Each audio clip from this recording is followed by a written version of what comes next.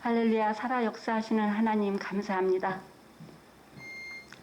거룩한 이 성전에 부족한 저를 불러주시고 이 제단에 세워주신 하나님 홀로 영광 받아 주시옵소서.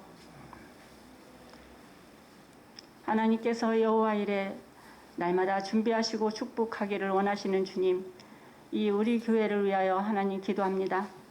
이 교회 하나님께서 세우신 그 예수 그리스도의 십자가의 도를 온전히 세우시고 이 교회를 통하여 오직 하나님께 영광 돌리는 귀한 사역의 장소가 되게 도와주시고, 특별히 이렇게 수요 유학생 선교연합회가 벌써 513회로 이렇게 10년의 이상의 세월을 꾸준히 기도하게 하신 은혜를 하나님 감사드립니다.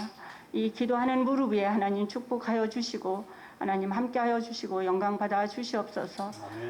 오늘 부족한 저를 세워주셨으니 하나님 저의 입술을 주장하시고 온전히 하나님께만 영광 돌리는 귀한 한 시간이 되게 도와주시옵소서. 감사하며 예수님의 이름으로 기도합니다. 아멘. 다시 한번 인사드리겠습니다. 저는 서울 풍성교회, 가락동에 있는 풍성교회 권사입니다. 제가 권사를 42살에 받았어요. 너무 일찍 받아가지고 정말 도망 다니고 싶을 정도로 너무 책임이 묵중해서 괴로웠는데, 하나님께서 저를 많은 일들을 하게 하시려고 세우셨구나. 그래서 그냥 순종하기로 작정을 하였습니다. 그런데 제가 교만해서 실패하고 넘어진 적이 있습니다. 사실은 우리가 무슨 일을 하면 막 자랑을 하고 하나님께 영광 돌리는 것이 나의 막 의처럼 그렇게 되는 순간이 많지만, 저는 저의 실패로 하나님께서 저를 어떻게 치고 계시고 하나님께서 저를 이렇게 불쌍히 균일하게 봐주시는구나 라는 것을 감사하며 날마다 그렇게 하나님께 감사합니다. 제가 이거 잠깐 벗어도 될까요?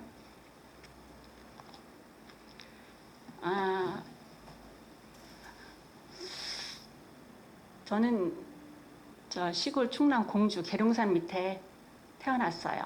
지금으로부터 61년. 제가 올해 한갑을 지났는데요. 그 계룡산은 여러분 다 아시겠지만 우상이 전국에서 가장 심합니다. 지금도 그 무당골이라는 마을이 생겼어요. 그래서 거기에 136개의 이렇게 법당, 무당 아주 너무나 심각하게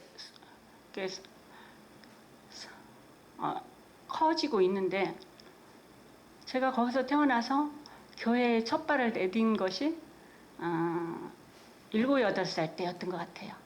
시골에서는 그때는 가난하고 그러니까 먹을 것이 길잖아요. 크리스마스 이브 때는 교회에서 빵을 주고 먹을 걸 준다고 친구들이 교회를 가자는 거야. 그래 뭣도 모르고 가서 빵을 얻어먹었어요. 근데 그 얻어먹은 빵이 너무 양심에 걸리는 거예요. 내가 이거 먹으려고 마음에 없는 교회를 갔구나. 막 자존심도 상하고 그렇게 마음이 불편했어요. 근데 그 교회 계룡산 밑에 이북에서 피난 오신 분 한 장로님이 땅을 기증하고 교회를 세운 거예요. 지금 70년이 됐거든요.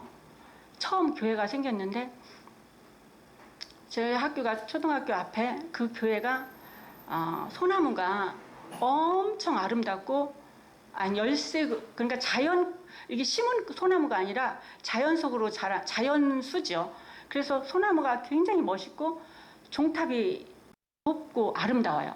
그래서 저는 초등학교 6년 내내 그 풍경을 그리면서 미술 시간에 풍경을 그리라는 거야. 근데 그릴 만한 풍경이 거기 없어요, 우리 동네에. 오직 교회 탑과 소나무, 그런 걸 그리면서 유년을 지냈죠. 그리고 제가 고등학교 1학년 때 서울로 유학을 오면서 이제 살았는데, 여러분들도 다 시골에서 살았겠지만 시골의 정서가 저한테는 큰 토양이 되고 재산이 되었던 것 같아요. 그러니까 고향에 대한 그리움이 컸고, 계룡산에 대한 그런 아련한 추억, 그리움 그런 것이 있었고, 그렇게 해서 서울에서 고등학교를 다니면서 늘 시간과 이렇게 시간만 되면 계룡산을 이제 집에를 가는 거죠. 그래서 여고 때도 동창들을 많이 데리고 저희 집에 놀러 가고 막 그랬어요. 어쨌든 그렇게 유년을 보내고 서울에서 이제 이렇게 공부를 했는데, 제가 공부를 썩 잘하진 못해서 대학교에 뭐 척척 뭐 장학금을 받고 들어갈 수 있는 상황도 아니고, 또 시골에서 또 뭐 그닥 잘 살지도 못하고 하니까 대학교 진학을 못했어요. 그리고 저는 동생들을, 이제 제가 이남 삼녀 장녀인데 동생들을 케어하고 동생들 뒷바라지 하는데 올인을 한 거예요. 왜냐하면 시골에 부모님들이 이렇게 능력이 없으니까 제가 어렸을 때 동생들을 돌봐야 되겠다, 이런 막연한 어떤 사명감처럼, 그래서 동생들을 뒷바라지를 하고 동생 바로 밑에 여동생을 이렇게 대학교를 보내고 서울에 와서 혼자 자취하면서 동생들 넷을 다 케어하다 보니까 결혼도 늦고 대학교를 제가 29에 갔어요. 그런데 그때 대학교를 어디를 갔냐면 칼빈 신학교 유아교육과를 갔어요. 왜냐하면 유아교육과는 2년이야. 그러니까 나이도 많고 하니까 빨리 졸업하고 안정적인 삶을 살아야 되겠다. 근데 친구들이 뭐 신학과를 가라 뭐. 근데 저는 신학을 할 만큼 제가 믿음이 뭐 대단하지도 않았고 그런 건 없었고, 그냥 동생들 다 뒷바라지하고 대학 보내고 졸업하고 결혼 보내니까 나도 뭔가를 해야 되겠다. 그래서 29에 칼빈신학교 유아교육과를 3월에 입학하고 그해 4월 29일에 교회 청년, 저희 교회 청년 하고 결혼을 했어요. 근데 그 청년이 믿음이 저보다는 그때 당시 좋았던 것 같아요. 지금도 교회 안수집사로 있는데, 어쨌든 그런 와중에 결혼 생활 잘하고 믿음 생활 잘하고 42세 권사도 받고 잘 나가는 듯 했습니다. 집도 2채도 갖고. 그런데 제가 교만하고 교회에 이렇게 선교회를, 농어촌 선교회를 제가 시작을 해서 시골의 교회를 이렇게 세우는 일을 많이 했어요. 근데 그게 10시 1반이고 10의 1조만 이렇게 딱 하면 교회가 세워지더라고요. 시골의 교회가 한 4천만 원 정도면 교회를 세우는데 제가 한 400만 원 뭐 정도만 이렇게 이제 디딤돌만 헌금을 하면 교회가 세워지고, 그런 아주 즐거움과 행복함, 그러면서 농어촌 선교를 하면서 그렇게 교회를 한 4군데를 세웠는데, 그때 하나님께서 저를 치신 거예요. 왜냐하면 네가 했다고 왜 그런 거 있잖아요. 마음은 아닌데 이제 농어촌 선교 회장을 하다 보니까 그런 일을 하면서, 그리고 이렇게 그 회원들이 7부부가 이렇게 향존직 부부들이니까 웬만한 개척교회의 성도보다 더 막강한 능력을 발휘했어요. 그러니까 장로님, 권사, 뭐 안수집사 이런 분들, 그리고 우리 구역 식구 한 20명이 농어촌 선교회를 하다 보니까 참 재미있게 했습니다. 그런데 제가 욕심을 막 부렸죠. 내가 좀 돈을 벌어서 정말 마음껏 하고 싶다. 이렇게 헌금으로, 이렇게 누군가가 이렇게 헌금으로 모아주는 것보다 제가 주도적으로 하고 싶었던 그 욕심이 있었던 거예요. 그것이 저의 교만이었던 거죠. 그렇게 해서 뭔가 사업을 시작하고, 그래서 미국에 이제 사업을 시작했는데, 미국 사업은 지금 잘 되고 있습니다.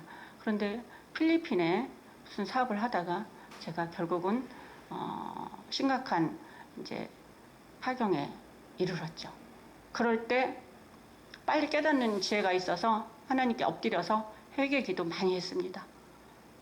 왜냐하면 돈을 벌겠다라는 생각에 제가 그 사기꾼들의 수법에 넘어가는 거예요. 그죠? 그 마음에는 저도 그런 얄팍한 이기심이 있었기 때문에 당하는 거예요. 그래서 제가 빨리 회개하고, 엄청나게 회개하고 엎드려 감사기도를 했어요. 막 미친 듯이 주님 감사합니다, 감사합니다, 감사합니다를 길이고 바깥이고 막 돌아다니면서 그러니까 방언기도처럼, 그러지 않고는 제가 견딜 수가 없었어요. 우리가 참 여기 저보다 연세가 많고 저보다 살아온 인생이 더 우여곡절이 많고 깊이와 모두 다 소설 같은 인생을, 저보다 귀한 인생을 사신 분들이라고 저는 감히 말씀드립니다. 저는 제가 이렇게 교만해서 실패하고 하나님께 쓰러진 것을 지금 말씀을 드리는데, 그럼에도 불구하고 하나님께서 저의 물질만 싹 가져가시고 저희 집에 그대로 남아 있는 거예요. 하루 밥 3끼 온전히 먹고 따뜻한 방에서 잠 잘 자고, 그 와중에 남편은 교수로 임명도 되고, 저만 이렇게 빈곤한, 영혼이 빈곤하고 막 후회와 자존감 상실과 자아 상실에 막 허덕이는 거죠. 그러면서 감히 하나님은 원망하지 않고 제 자신을 너무나 많이 원망했어요.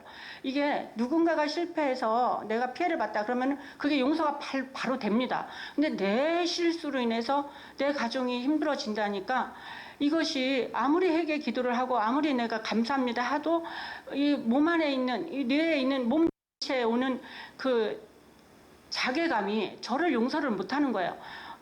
그러니까 우리가 전부 다 50, 60을 넘어오면서 인생의 갱년기가 오잖아요. 그 갱년기랑 같이 오는데, 갱년기를 오면서 사람들이 우울증이 걸린다라는 것을 제가 어떻게 체험하게 됐냐면, 우울증의 병세는 상실감에서 온다. 그 상실감이 어디서 오냐? 일단 우리의 몸에 건강이 이상 오면 자기 자신이 굉장히 피폐해지고 스스로 자존감이 깨어나서 인생의 질이 완전히 떨어지죠. 그래서 행복하지 않고 우울한 거야. 건강의 상실감, 또 두 번째는 경제의 상실감, 그리고 내가 갖고 있었던 어떤 행복한 것을 잃는 상실감. 저는 그런 상실감을 한꺼번에 확 오는 거예요. 마음이 아프면 몸이 아파져요. 마음이 불행. 그러니까 내가 마음이 아파지니까 몸이 너무 많이 아파지고 피폐해지는 거죠. 뭐 심각했어요. 진짜 죽을 만큼 힘들고.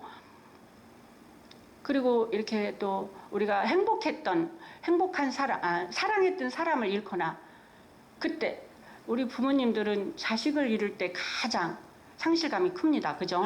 그것은 경제나 어떤 명예보다 가장 큰 것이 자녀를 잃었을 때의 상실감, 그 다음에 내 사랑하는 부모님을 잃었을 때의 상실감, 그것이 가장 큰 것 같아요. 제 경험상.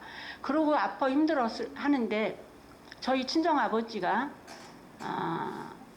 교통사고로 7월 23일 날 자전거 타고 마실 갔다 오다가 아까 말했던 그 굿땅굴에 돼지머리 배달 갔던 트럭이 저희 아버지를 치셨어요. 그래서 그 자리에서 바로 세상을 떠났습니다.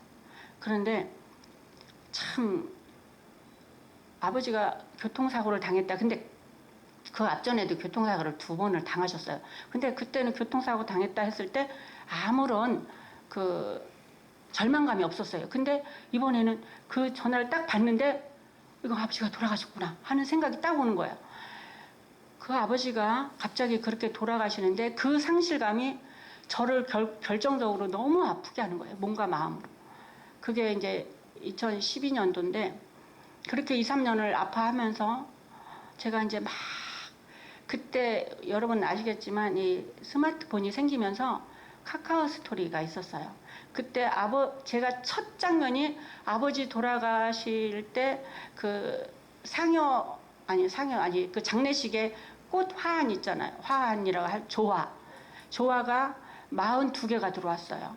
근데 아버지가 그 몇 달 전에 아버지 친구가 돌아가셨는데 꽃 화환을, 조화를 이렇게 쉬시는 거야. 22개였어요. 친구 사진 한 번만 찍어주세요.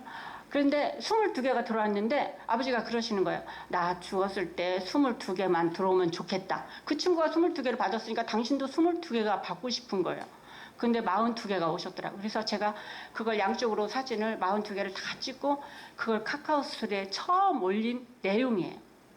아버지 천국길에 가셨습니다. 22개 아니고 아버지는 42개 사셨습니다. 그리고 아버지에 대한 아픔을 카카오 스토리에 올리면서 그렇게 카카오 스토리를 하면서 제 개인의 일기가 올라갔어요. 올라갔는데 우연히 어느 시인이, 아주 유명한 시인이에요. 시인이 저를 컨택을 해서 자기 밴드방에 저를 초대를 하더라고요.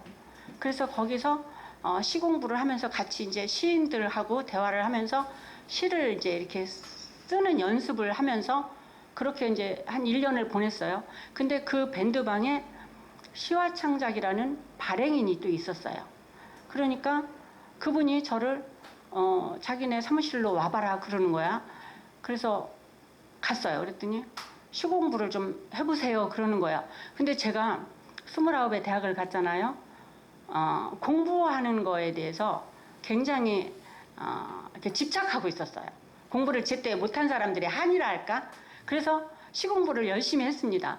근데 그때 그 선생님께서 시 공부를, 근데 그 수강생이 저 하나밖에 없었어요. 보통 대여섯 명 한 10명씩 이렇게 모이는데 그 기회는 저밖에 없었던 거예요. 그래서 폐강을 할 수도 있지만 제가 워낙 적극적으로 공부하고자 하는 의욕이 있으니까 그냥 하셨어요. 그러면 하루에 월, 목 2시간씩 일주일에 그럼 4시간입니다. 그렇게 해야 되는데 저 혼자니까 막 4시간, 5시간, 6시간 하는 거예요. 가르치는 선생님도 너무 신나서 막 그 선생님 말씀에 그래. 하나를 가르쳐주면 열을 이해하십니다. 막 그러시는 거예요. 그리고 2시에 시작해서 4시에 끝나야 되는데 6시, 7시까지 끝나요. 그러면 저가 저녁 사드리고 그렇게 2달을 공부했는데 선생님께서 그러시더라고요. 4년제 동국대 국문학과 나오셨는데 4년제 공부를 다 하셨습니다. 그런데 공부가 참 재밌더라고요. 그래서 이제 이렇게 그걸 공모를 했죠. 그때 공모를 하는데 43명이서 했어요. 근데 저 하나만 당선이 됐어요. 처음에는 제가 저 하나 당선된 것이 의아해서 이거 짜고 치는 고수도 많이에요. 그랬어요. 다 미리 짜고 나 하는 거 아니냐고. 그랬다가 정말 무지하게 혼났습니다. 어쨌든 제가 2016년도에 그렇게 이제 당선이 됐고, 그런데 그림을 그린 것은 제가 그 시골에서 초등학교 때부터 그림을 그렸는데 초등학교 6년 졸업을 하면서 그림상으로 상장을 받은 것이 46번 되더라고요. 그러니까 도내 미술대, 뭐 충청남도 미술대, 뭐 어디 나가기만 하면 상을 쓸어 왔어요. 나가기만 하면 상을 쓸어 온 거야. 초등학교 때.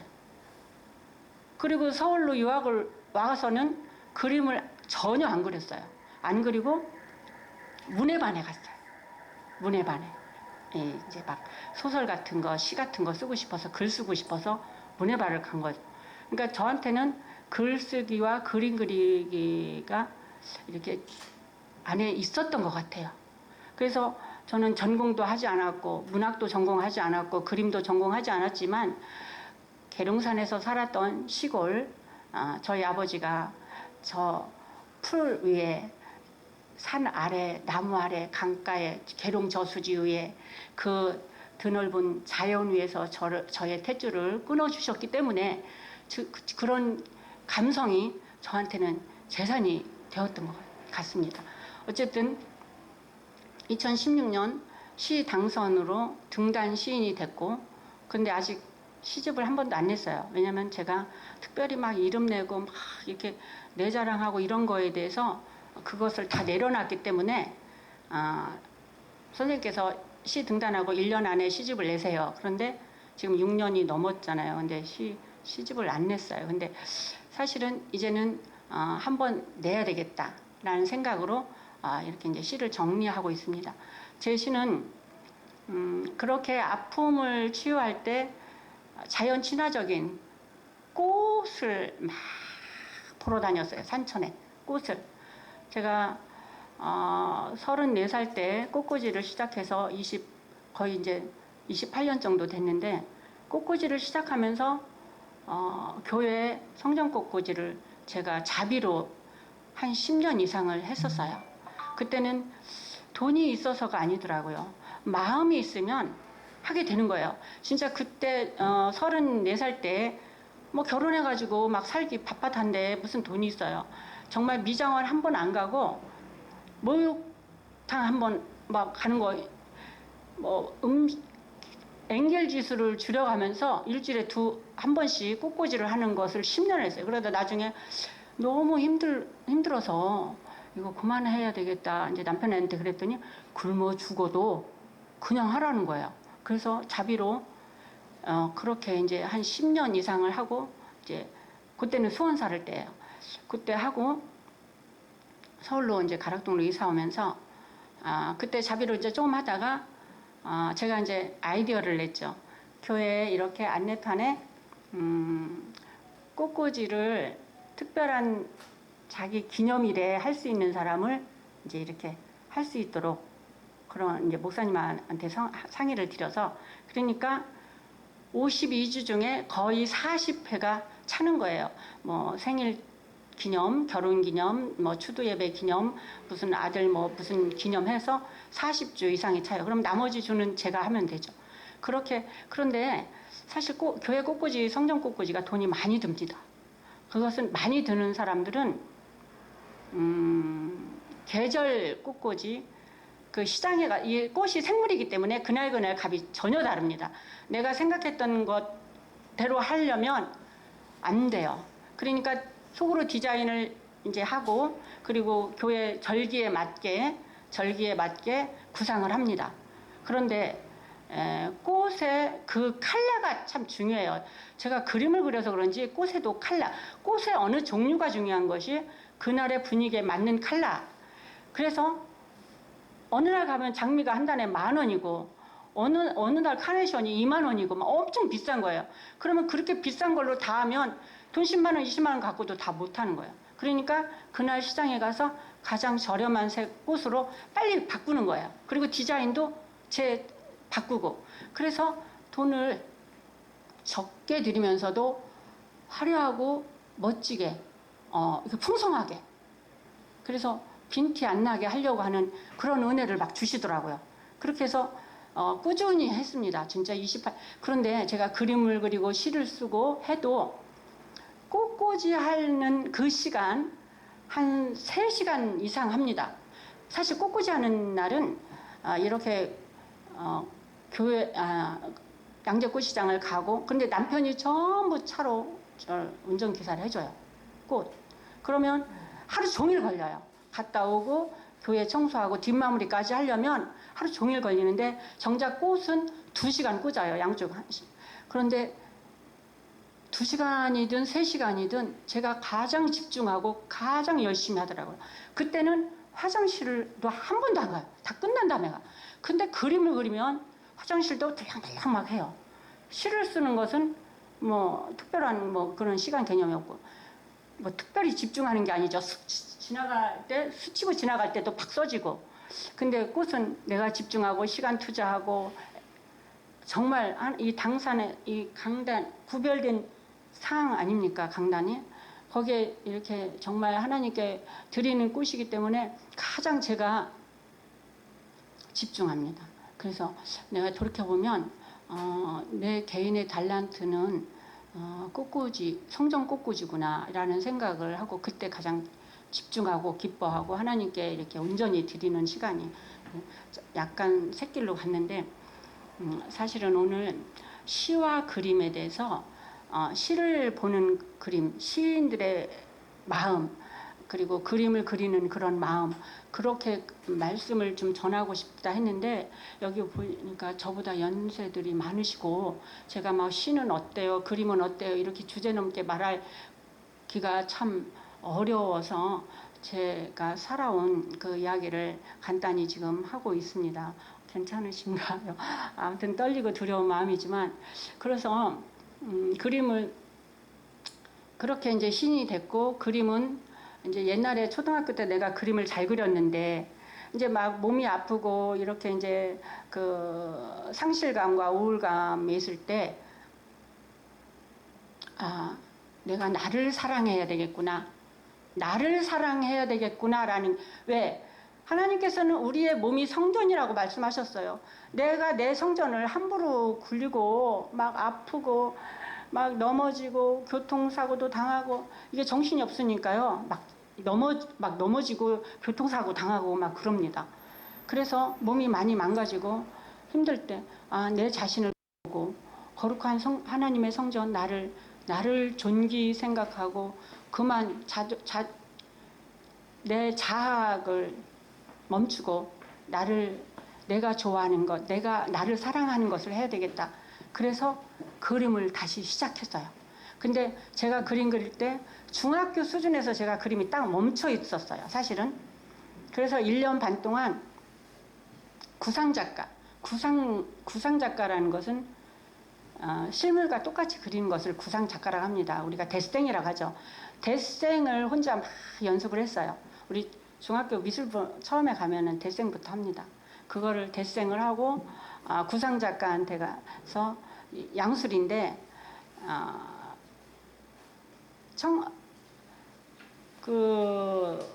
가락동에서 양수리를 가려면 전철 타고 막 엄청 어렵습니다. 그렇다고 남편 차를 내가 운전하고 갈 수도 없고. 그래서 1년 반을 한 주도 안 빼먹고 가서 열심히 공부를 했어요. 저는 공부할 때 항상 그럽니다. 이 그림 선생님한테도 선생님께서 가르치신 학생들이 많을 텐데 가장 훌륭한 학생으로 공부를 하겠습니다. 저는 뭘 공부할 때 가장 훌륭한 학생, 가장 성실한 학생, 열심히 공부를 하는 학생이 되고 싶습니다.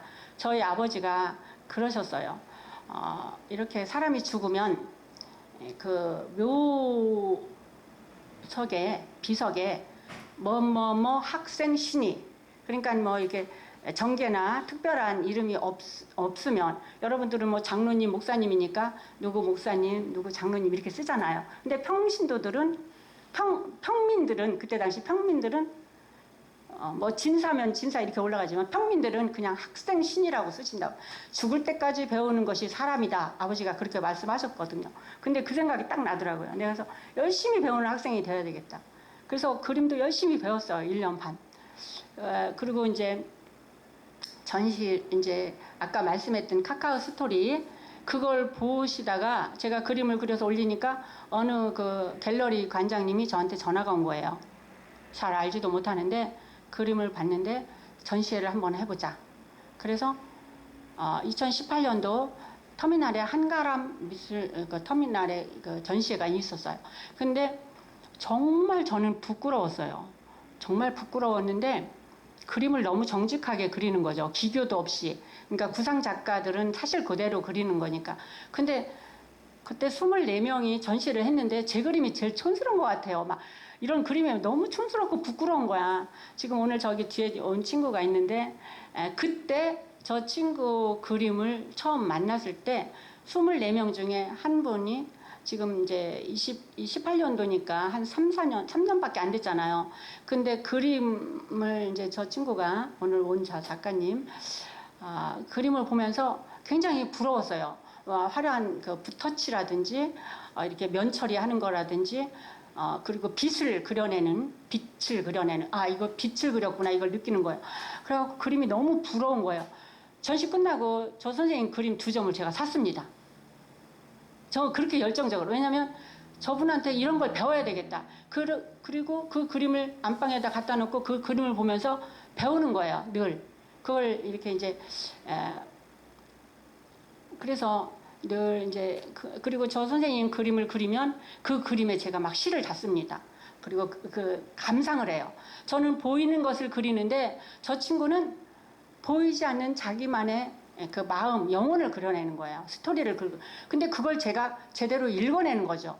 저 작가님이 그려낸 그림을, 그 스토리를 제가 거기다 달고 이 그림은 이러이러하다. 이제 저 주관적인 이야기지만 너무나 꿰뚫고 당신의 마음을 꿰뚫었다. 그러니까 이게 그림을 그리고 저는 그림에 시를 쓰고 이렇게 해서 3년밖에 안 된 친구인데 정말 30년, 40년 고등학교 동창, 초등학교 동창보다 더 친밀한, 이게 같은 예술을 하는 사람으로서 마음의 소통을 할 수 있는 거죠. 사실 저 고등학교 동창은요, 제가 시인 되고 그림을 그리고 전술투를 하는 거예요. 그걸 느껴요. 정말로. 그런데 같이 이렇게 그림을 하면서 만난 친구는 내가 실수를 해도, 내가 그림을 뭘 잘못 그려도 이렇게 터치를 해주고 가르쳐주고. 그래서 저 친구한테 제가 전화를 하면 My friend, my teacher 그럽니다. 당신은 나의 친구고 나의 선생이다. 그럼 막 티처는 빼라고 난리죠. 그런데 제가 또 그럽니다. 그림은 당신이 나보다 잘 그릴지 몰라도 글은 내가 좀 잘 쓰니까 괜찮다. 그러면 또 이제 그걸로. 그래서 제가 이제 시간이 다 되었죠. 글을 써놓고 시를 써놓고 일기가 변하여 시가 되고 내 마음이 그리움이 변하여 글이 됩니다. 우리가 그리움을 이렇게 이제 그리움을 이렇게 쓰잖아요. 그리움. 그런데 이것을 딱 줄이면 그림이 됩니다. 그림의 어원이 그리움이에요. 그래서 아름다운 경치에 갔을 때, 정말 멋진 장관 앞에 딱 섰을 때, 와, 그림이 예술이야. 그럽니다. 와, 경치가 좋아. 이렇게 말 안 해요. 그림이 좋다. 그리고 지나가는 선남, 선녀 예쁜 한 쌍이 지나가면 뒤에서 혼잣말로 그림 좋다. 이렇게 말합니다. 그것이 사실이에요. 그래서 그리움의 본질은, 그림의 어원이 그리움에서 왔고, 또 제가 이제 그렇게 그림을 그리는데 글을 쓰잖아요. 그림쟁이, 글쟁이. 아직 쟁이까지는 안 됐지만 쟁이가 되고 싶어요. 그죠? 쟁이가 변하여 장이가 되면 더 좋겠지만, 이 글이라는 것도 그리움의 그리움의 준말 글입니다. 글. 그리움을 딱 한마디로 표현했을 때 글인 거예요. 그러면 이 그리움의 본질은 무엇일까? 제가 생각해 보니까 어머니, 모태입니다. 저는 그렇게 감히 결론을 내렸어요. 아닐 수도 있죠. 그죠? 제가 생각할 때 그리움의 본질은 어머니 모태, 어머니 뱃속. 더 정확하게 말하면 어머니 자궁 아니죠. 왜냐하면 거기에 양수가 있고, 우리가 상선약수를 하잖아요. 물은 가장 아름다운 선이다. 최고의 선이다. 그 양수가 최고의 우리의 선이었던 거예요. 우리의 생명의 근원이었던 거죠. 물이 생명의 근원인 것처럼. 그래서 우리가 여러분들도 다 인생의 그리움을 다 갖고 사십니다. 근데 그 그리움은 무엇이냐? 내가 가장 행복했고 안락했고 좋았고 사랑했던, 나를 사랑해주고 내가 사랑했던 그 본질. 그러니까 다시 말하면 그리움은 사랑. 그죠? 그 사랑의 대표가 어머니. 그래서 시인들은 어머니나 사모극을 많이 씁니다. 시인들은. 그 대표적으로 정봉채 시인이라고 있는데요. 그 시인은 17에 어머니가 시집와서 18에 당신을 낳았고 20살에 여동생을 낳고 어찌 되었는지 어머니가 죽었어요. 20살에. 그러니까 어머니에 대한 그리움이 가지는 있더라고요. 그러니까 3살 때 생각난 것이 2가지가 있어요. 그것이 내 어머니가 20살이라는 시에 이렇게 나와 있어요. 그리고 돌아가신 어머니를 생각하면서 산소에 가서 엄마를 그리워하고, 엄마가 이 땅에 휴가를 나오면 단 5분만이라도 엄마를 보고 싶다라는 간절한 막 시를 썼어요. 그런데 우리가 그리움은 이제 이렇게 인간사에서 볼 때는 어머니인데, 우리가 예수를 믿는 사람들은 그리움의 대상이 사랑의 본체가 예수 그리스도와 사랑 아니겠습니까? 예수 그리스도와 하나님 아니겠습니까?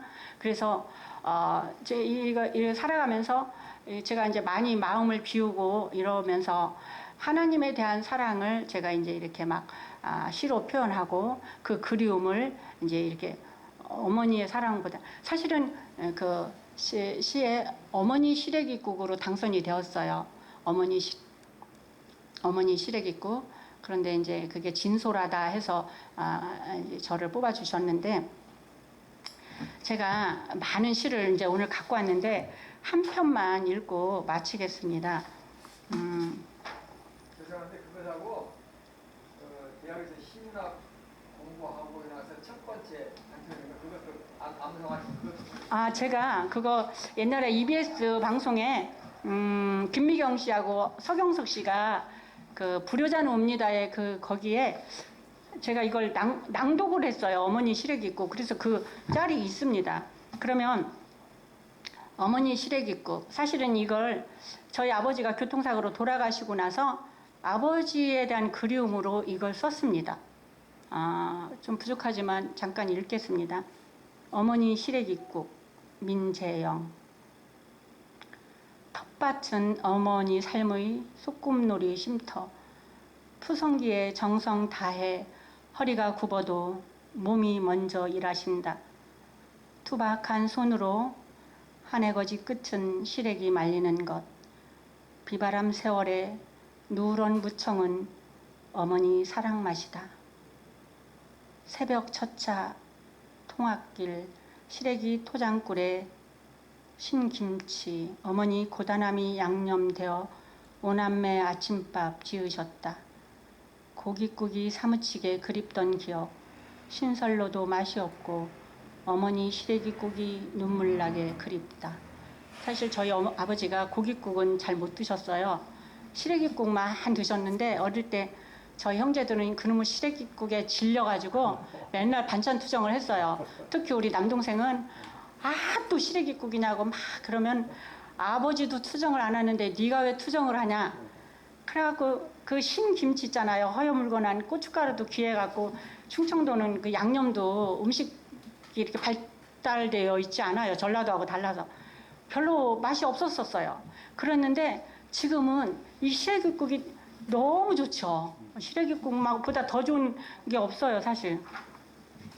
어쨌든 이렇게 그리움을 그리는 시인이며 화가입니다. 그리움의 본질은 사랑입니다. 그것이 첫 번째 하신 거예요? 예, 이걸로 시 당선이 됐어요. 시 당선이 돼서 등단 시인이 된 거죠. 우리가 시인이 대한민국에 3만 명도 넘습니다. 어마어마하게 많아요. 그런데 당선이 되어서 정식으로 등단한 시인이 있고 나홀로 시인이 있잖아요.